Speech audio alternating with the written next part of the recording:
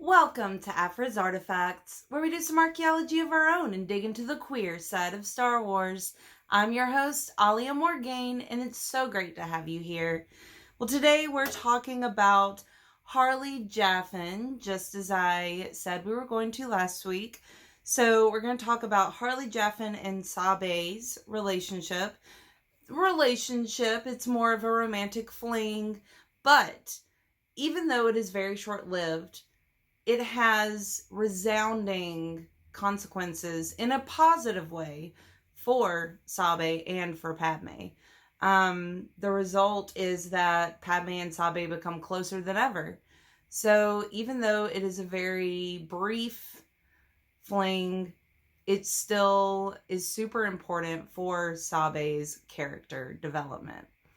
What I'm going to be referring to in the narratives are all from Queen's Peril, a young adult novel by E.K. Johnston, and it takes place a little before and during The Phantom Menace.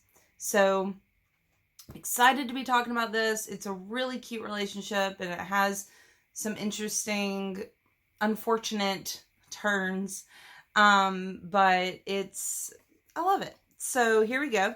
So Harli Jafan is the daughter of the planetary director of Jafan. She is sent as an ambassador to Naboo for a summit of all the planets in the Chommel sector. Chommel sector being the part of the galaxy that Naboo is a part of. She's tall, hairless, a humanoid, has a light blue skin, and delicately webbed fingers. Unfortunately, there's no image of her that I can share, but she sounds beautiful. And it harks back to Sabé's comment in her thoughts in Queen's Shadow, where she says, I am not usually attracted to other species necessarily, but I am attracted to interesting females. So definitely interesting female right here. So, on to the narrative. So this little paragraph gives a glimpse of Harli's personality. Sabé was next to Harli, who turned out to be much more gregarious than any of them had anticipated. As the meal progressed, it was Harli who kept the conversation going, moving seamlessly from topic to topic. It was wonderful to watch, and it took a tremendous weight off of Padmé's shoulders. So she likes to talk. She likes to entertain. She is an engaging person. And then it goes on to reveal a little bit of what's happening between Harli and Sabé. Padmé was not so distracted that she didn't notice Harli flirt shamelessly with Sabé. What surprised her was the degree to which Sabé flirted back. Nothing inappropriate, of course, and it was possible the adults thought they were just quietly getting to know each other while the grown-ups talked about something they thought was boring, but Padmé could see the truth. She didn't know if Sabé was pressing an advantage or if there was a genuine attraction, and she didn't know how in the world she was going to find out, not without pulling rank. Her relationships with her handmaidens were progressing so well. She hadn't seen this coming. And it's just because Padmé doesn't know what would happen if there was someone else in her handmaidens' lives. Because they're supposed to be there for her 100% of the time. And that's tricky. When you want to have your own life, you can't have your own life in this situation. And Padmé knows that it's difficult and knows that it's a lot to ask, but also knows it's the reality. And then Harli is speaking. She says, Your Highness, honored delegates, observers. And then it says, this last was directed straight to Sabé, who turned ever so slightly pink and bent her head forward so that her orange hood covered more of her face. And then we get to the fun part where Padmé and the handmaidens go off to see a concert and some crazy shenanigans go down. And Harli is the one who invited them because her cousin was one of the band members. And she invites Sabé, but says, of course, the handmaidens and Padmé can come along as well. So it says, it was almost half an hour before Sabé let herself in. She was a bit breathless, like she had walked quickly to come back to the room. Or maybe for another reason. But that was none of Padmé's business. And then all the other handmaidens make jokes about the situation.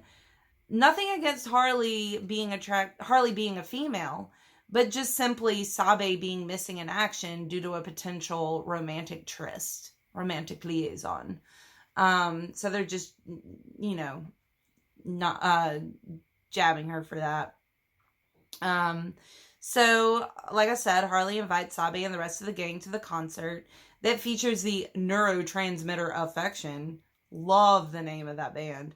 And as I said, her cousin sings backup. So then it says, Padmé listened to them plot, feeling strangely disconnected. Yes, neurotransmitter affection were shatteringly popular, but there was no reason to be so reckless as to go and see them, unless Sabé really did like Harli, unless she ended up liking Harli more. Padmé refused to go down that road. There was no reason to be jealous or doubt Sabé's loyalty. They were just going to a concert like normal girls. One night, they could make that work. And then at the concert, it says Harli pulled Sabé out to dance as soon as the opening light show was over. Sabé and Harli moved well together, and Padmé almost forgot to watch the band. She didn't like this feeling. She didn't think it was jealousy, not entirely anyway. Before Harli had come, Padmé had known where she and Sabé stood. Sabé was the first of her handmaidens, the one who was the best at doubling for her, and who would take the risks if there was any danger. And right now, Padmé didn't know how Sabé felt about any of those things anymore. So it's really hard for Padmé to deal with this situation. And it sucks because I understand Padmé's side, but I also understand Sabé wanting to be with someone who makes her feel more than second best, as we talked about last week, where she always has been second best.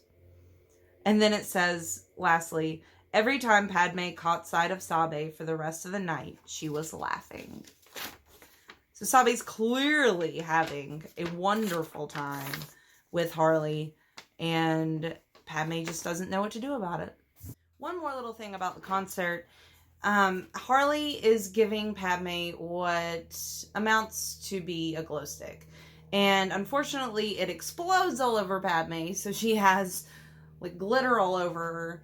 And yeah. So the next morning, Harli runs into Padmé disguised as Sabé. And Sabé is disguised as the queen. So an awkward situation develops. Harli says, I just wanted to tell you that I had an amazing time last night, Harli said. I thought at first hanging out with your friends might spoil the mood, but they were so much fun too. Harli laughed and then reached out and took Padmé's elbows. She moved too fast for Padmé to dodge and pulled her a little too close. Look, I'm not very good at this, and I know we literally live on different planets, but I like you a lot, Harli said. Padmé's heart raced, and not in the way Harli probably intended. I don't know that much about Naboo dating culture, but I would like to kiss you before I go. And Padmé, of course, completely trashes the situation. She runs off, and Harli is left pissed off. She is angry as hell and writes Sabé a note telling her just how she feels, since she still thinks it was Sabé that ran away from her when she asked for a kiss. When she finally had a moment to herself, Sabé read a note from Harli with confusion that quickly changed into anger when she realized what must have happened. I got the strangest message from Harli Jafan just now, Sabé said acidly to Padmé. And frankly, I'm surprised I didn't get even a slight heads up from you. It seems she tried to say goodbye to me this afternoon, Sabé continued. Her rage simmered in her, and I was very rude. Harli had used much more colorful language. You can charm a whole planet into loving you, but you can't take 2 seconds to consider her feelings? And then Padmé brings up a good point. Should I have let her kiss me? Padmé said. Her tone grew heated. Do you think she still would have thought I was you then? Don't you think she might have recognized me from the concert since I'm still covered in glitter? And then Sabé says, I don't know, shouted Sabé. I just thought for 1 second you might have been able to think of someone besides yourself. There was nothing she could have said to hurt Padmé more, and she knew it. I tried, Sabé, Padmé said after a horrible silence. I saw that you liked her, and I didn't know what that meant. If I were only your friend, I could just ask you, but I'm your queen, too. I can't order you to tell me about your personal life, can I? I had to trust that you would come to me and tell me what I needed to know, and you didn't. Did you think I would give up secrets? Sabé asked. Do you really think so little of me? No, Padmé said. I think the world of you. But it's harder than I thought to be your friend and your ruler all at the same time. And I can't do that if you don't help me. You can go if you want, Padmé said. I don't know what you'd say, but you can have the night off.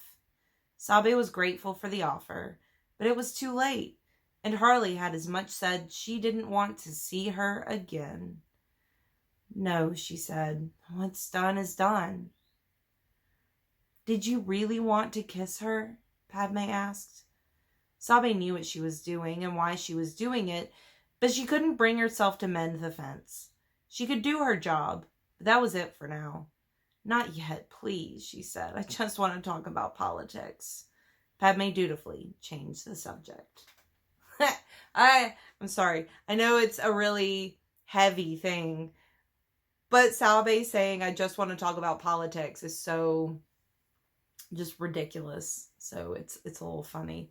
But yeah, so there was a huge falling out between the two of them over this situation. And they do mend their fences. They do come back together as a complete whole. And Sabé makes the proclamation to Padmé that I'd rather be second to you than first to anyone else. And it grows their relationship tremendously. And you can find out more about that if you check out last week's video about Sabé. So please comment down below on what you think about this situation with Harli Jafan and Sabé and Padmé and all this stuff that went on. I'd love to hear your thoughts. And remember to like the video, subscribe to the channel, follow me on Twitter at Alia Morgaine, and peruse my blog at thestarsreview.blogspot.com. May the Force be with you.